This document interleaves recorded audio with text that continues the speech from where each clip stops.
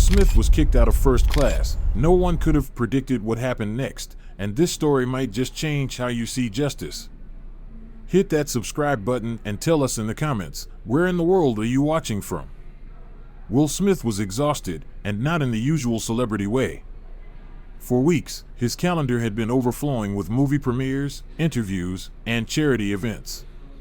Even by his high standards, the pace had been brutal. So when his final commitment wrapped, his team booked him a first-class ticket home, making sure every detail screamed comfort. Will was ready, not just for the plush seat, but for silence. That morning, as he packed his carry-on, he finally allowed himself a quiet moment. No cameras. No flashing lights. Just the thought of home, his kids laughing, his family waiting, the comfort of not having to perform.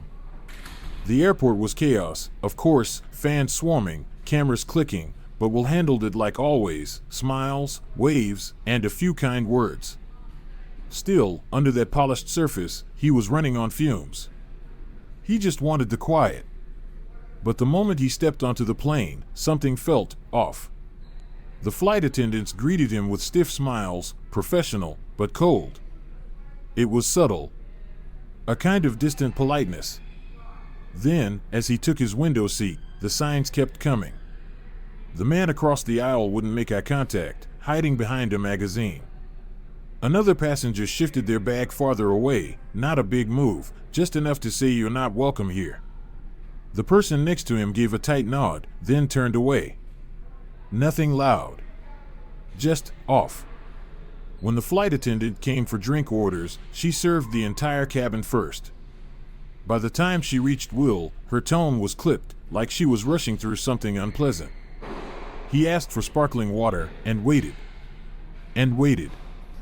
Then the woman seated beside him pressed her call button. When the flight attendant returned, she leaned in and whispered something, barely audible. A few moments later, the attendant came back to Will and said, trying to sound polite, "Your neighbor would prefer a different seat. We'll relocate her." Will just smiled tightly and said nothing.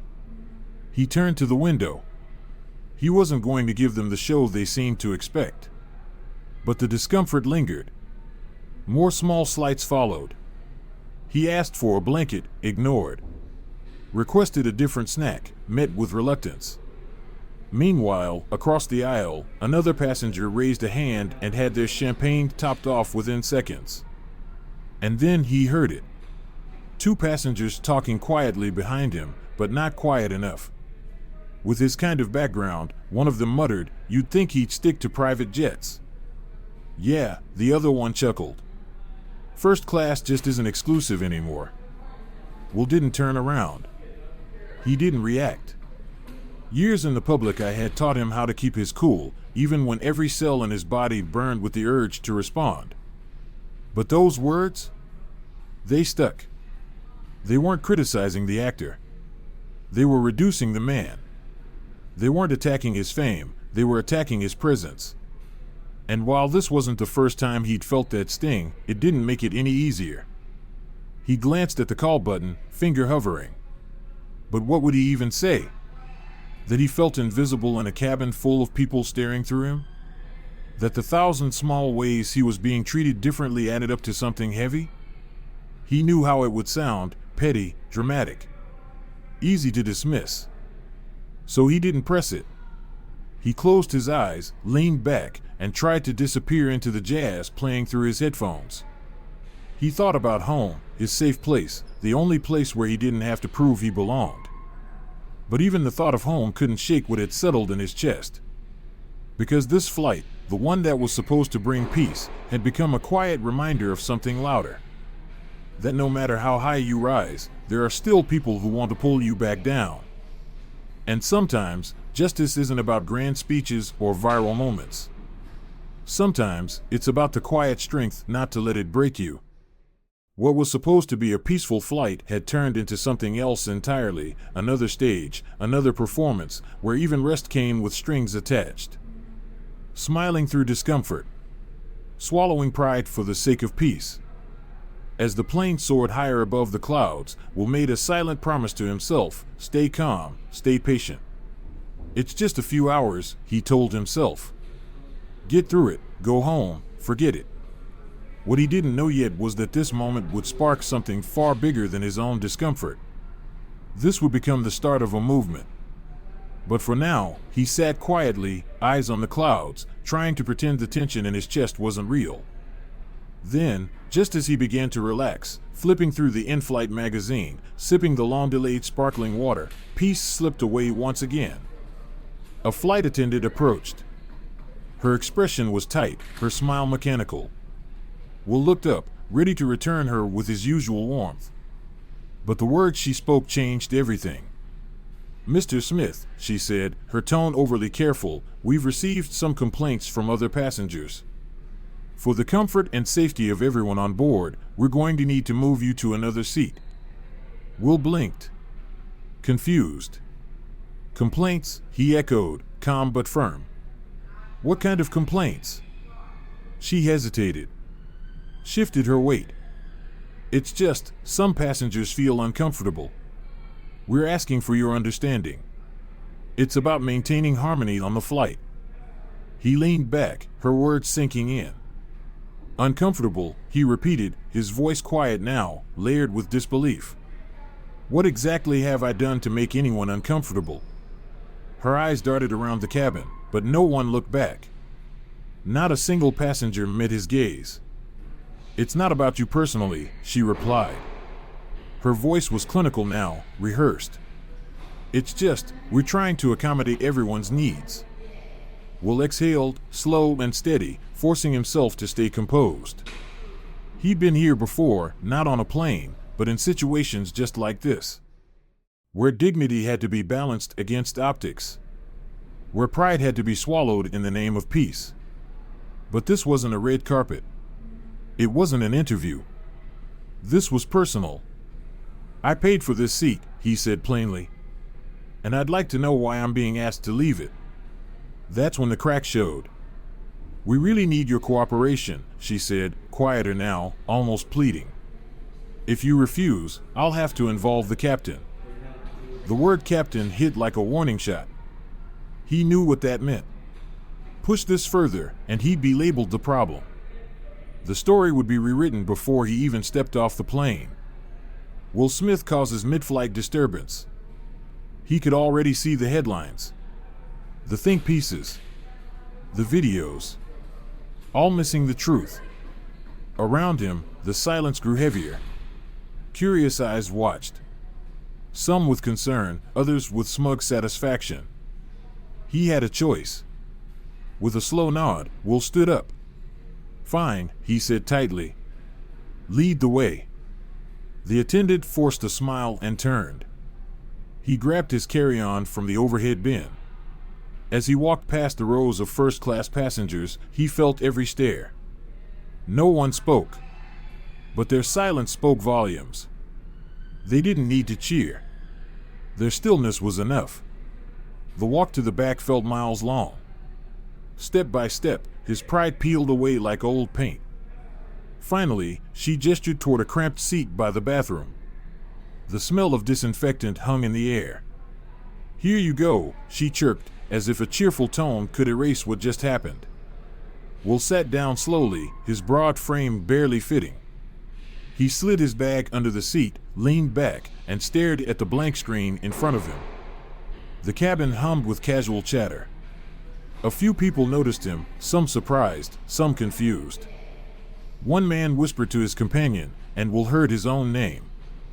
But most passengers were too caught up in their own lives to ask why a global icon had just been demoted to a seat near the toilet. For a split second, Will thought about pulling out his phone. Maybe filming.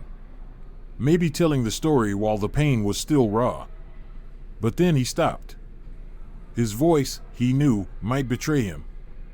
Because beneath the calm was something heavier. Not just anger. Not just hurt. But the sinking realization that this wasn't about one flight. This was about something deeper. Something systemic. And this, he knew now, wasn't just his fight. It was bigger than him. It wasn't just the humiliation. It was the realization The gut punch of knowing how many others had lived through something just like this, with no cameras, no spotlight, and no voice to fight back. How many people had been quietly pushed aside, excluded, or made to feel like a problem, all under the polished banner of keeping the peace? Those words he'd overheard earlier kept echoing in his mind. First class isn't exclusive enough anymore. Will thought about the silent codes that ran these spaces. It wasn't really about the money or the fame. It was about belonging, about who was allowed to be comfortable, to exist without explanation. The seatbelt sign dinged. Light turbulence. A flicker of the overhead light snapped him back. He opened his eyes and stared up, the weight of everything pressing down on him. Then came the bigger question, the one that hit deeper than any insult. Could he look his kids in the eye and say he lived by the values he taught them? Kindness. Strength. Courage to stand up when it mattered most. The plane shook gently again, but Will sat steady. Quiet. And somewhere in that silence, he made a vow. This wasn't over. He didn't know what the next step would be, not yet. But he knew this moment wasn't just his to carry. It belonged to everyone who had ever been made to feel small, invisible, or out of place. This flight was no longer just a trip home. It had become the beginning of something much bigger. The plane finally touched down with a rough thud. The screech of the landing gear echoed louder than usual. Will sat still, a storm in his chest. He let almost everyone else leave before standing. He didn't want to squeeze past the same people who'd watched him be moved like luggage. When he did rise, stretching out his aching legs, a few passengers looked his way. Some recognized him. Some didn't. Some looked away quickly. But no one said a word. The walk through the terminal felt surreal. Bright lights. Loud chatter. The contrast from the claustrophobic cabin felt sharp. He pulled his baseball cap low. Not because he didn't want to be seen, but because, for the first time in a long time, he didn't want to be known.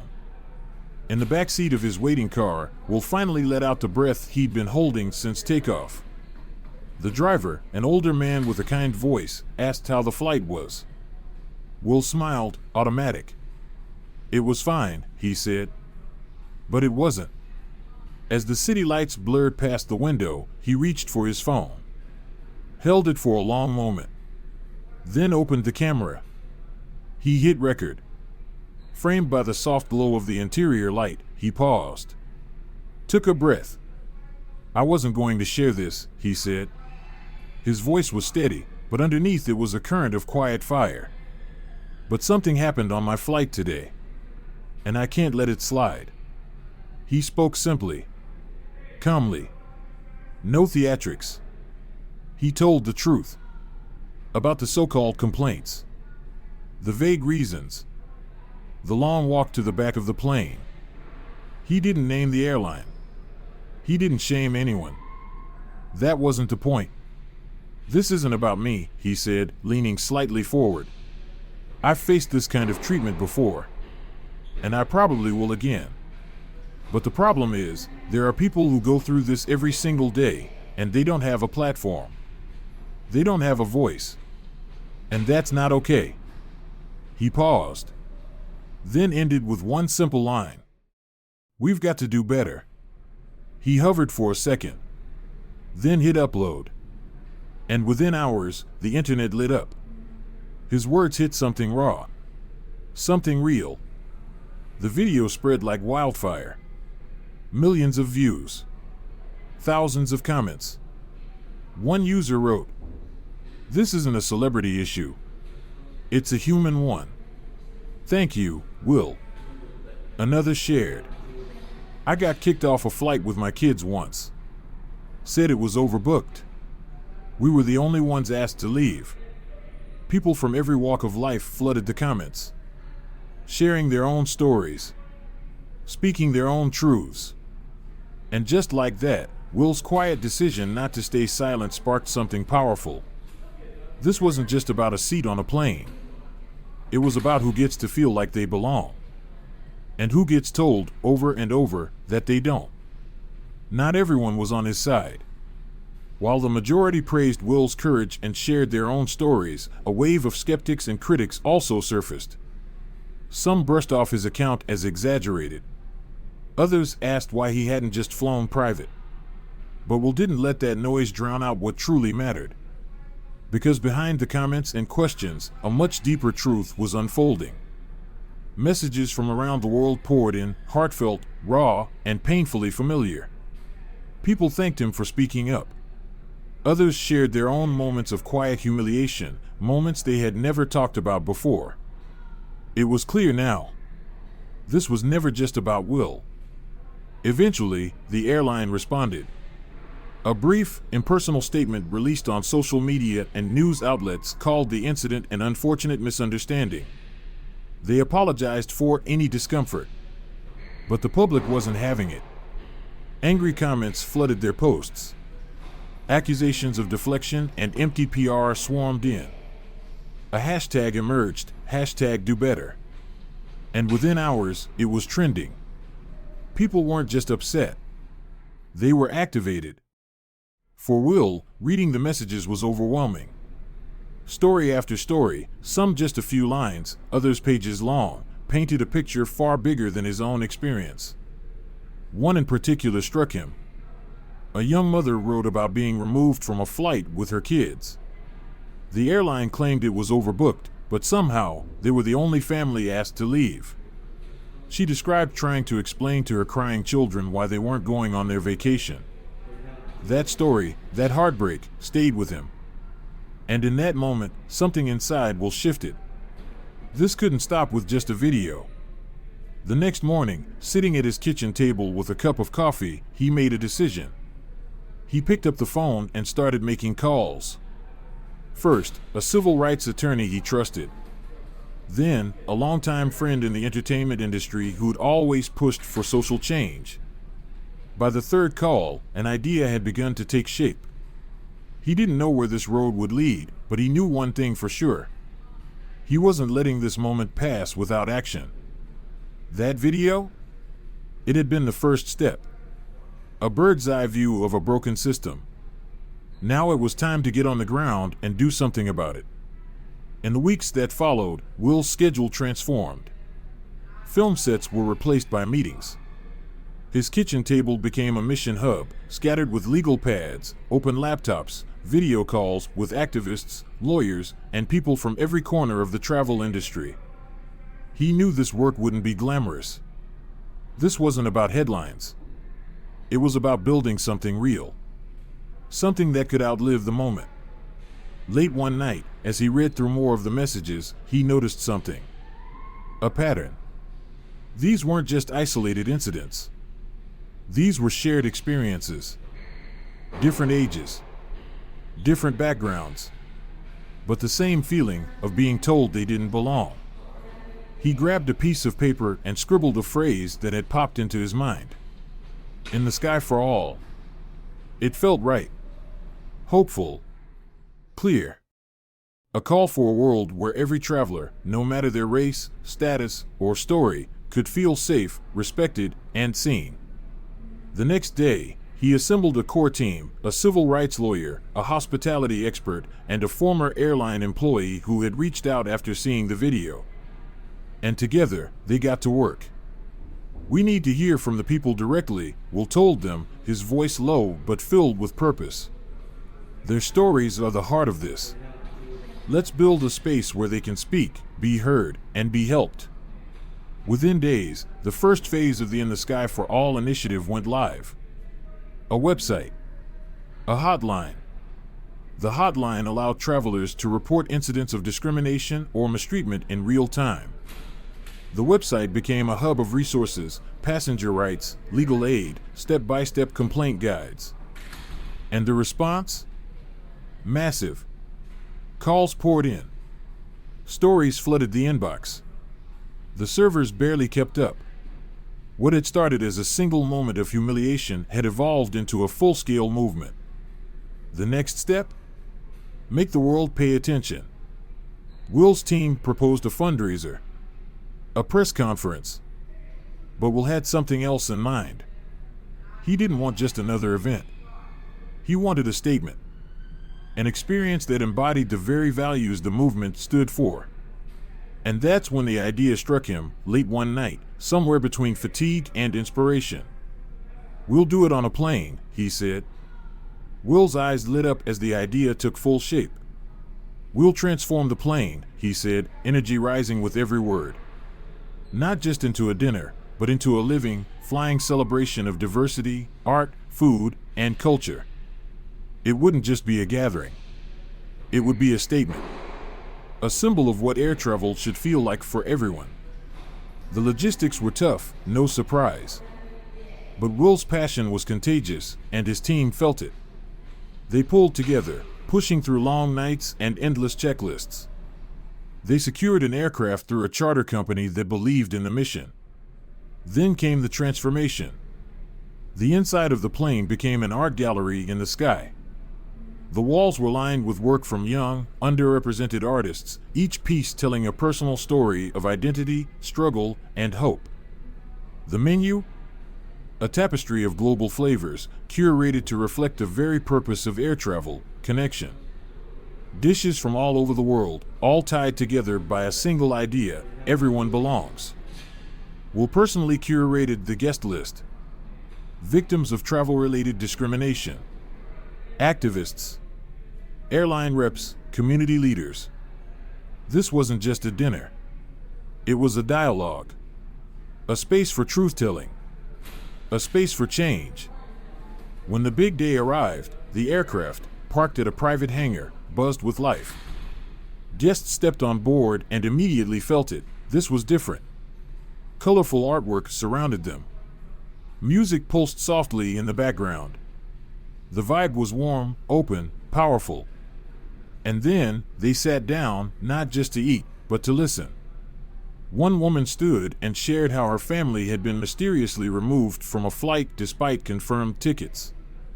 A young man recounted being pulled from business class because another passenger felt uncomfortable. Each voice added to the mosaic of reality. Each story revealed the deeper, systemic issue hiding in plain sight. Then it was Will's turn.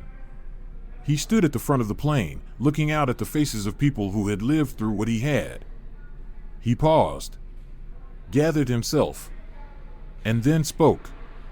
"This isn't just about planes," he said, voice steady but heavy with emotion. "It's about people. It's about dignity. It's about building a world where no one has to question whether they belong, just because of who they are."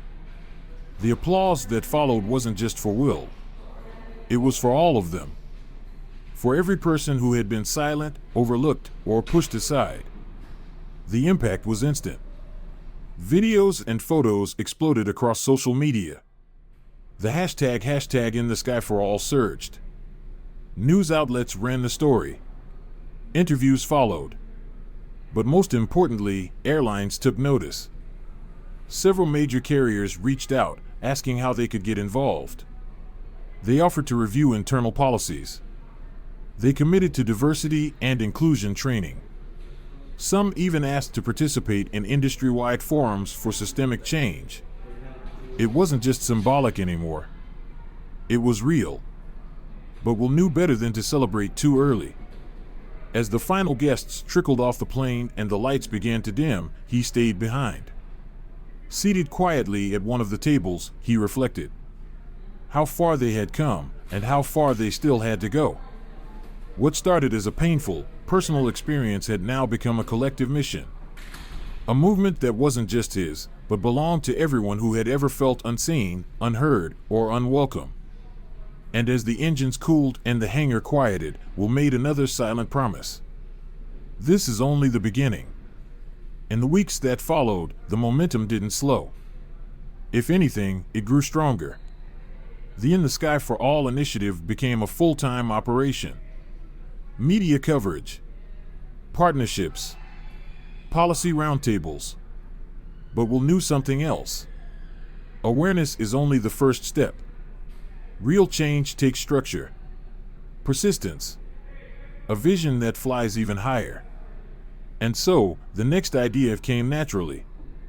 The dinner had sparked global attention. But now, it was time to reimagine the entire experience of air travel from the ground up. As the movement grew, so did the vision. If air travel was to be truly inclusive and equitable, then the next step had to reflect that vision in its fullest form. And so, the Flight of Equality was born. This time, the event wouldn't be held on a parked plane. It would take off. A real flight, lifting into the sky as a symbol of what the future of travel could be.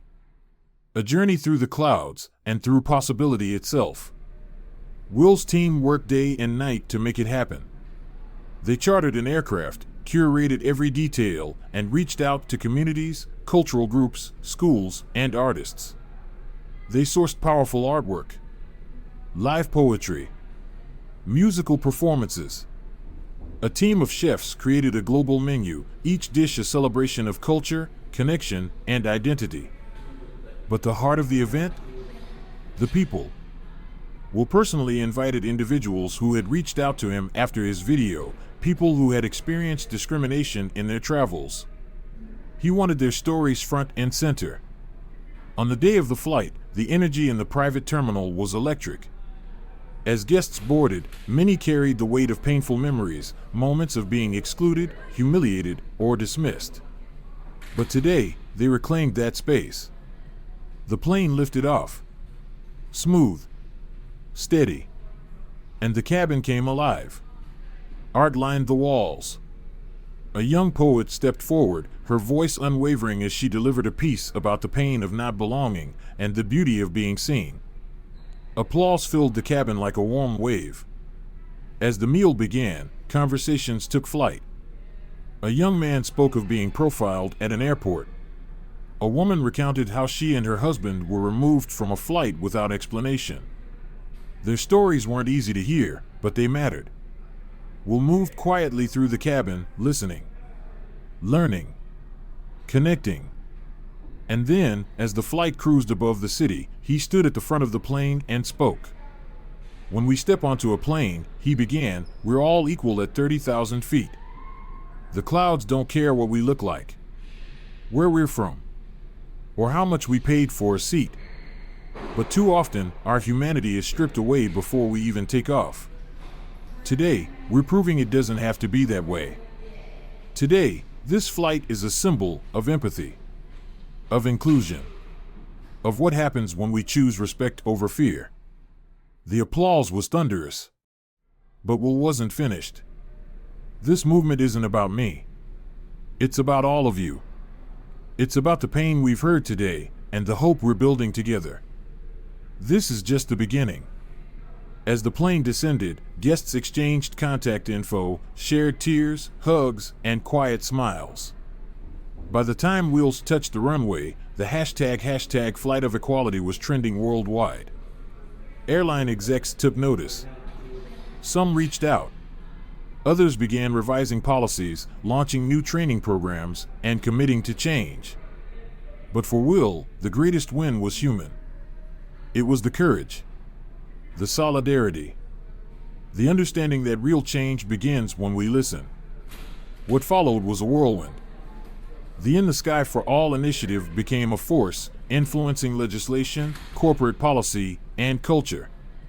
A major turning point came when Congress passed the Passenger Equality Act, a direct result of stories gathered through the initiative.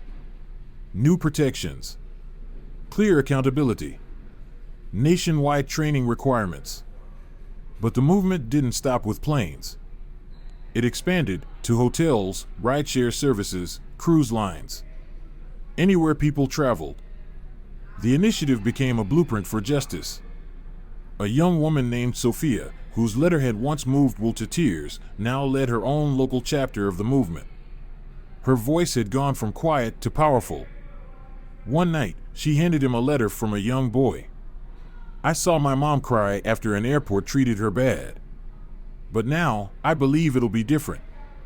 Will held on to that letter and everything it represented.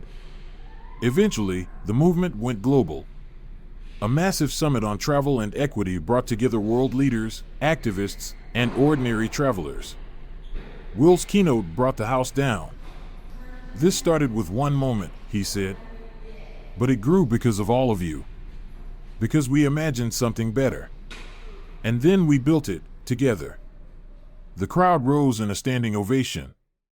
Later that night, as Will looked out the window of his hotel room, watching planes blink in the distance, he felt something he hadn't felt in a long time.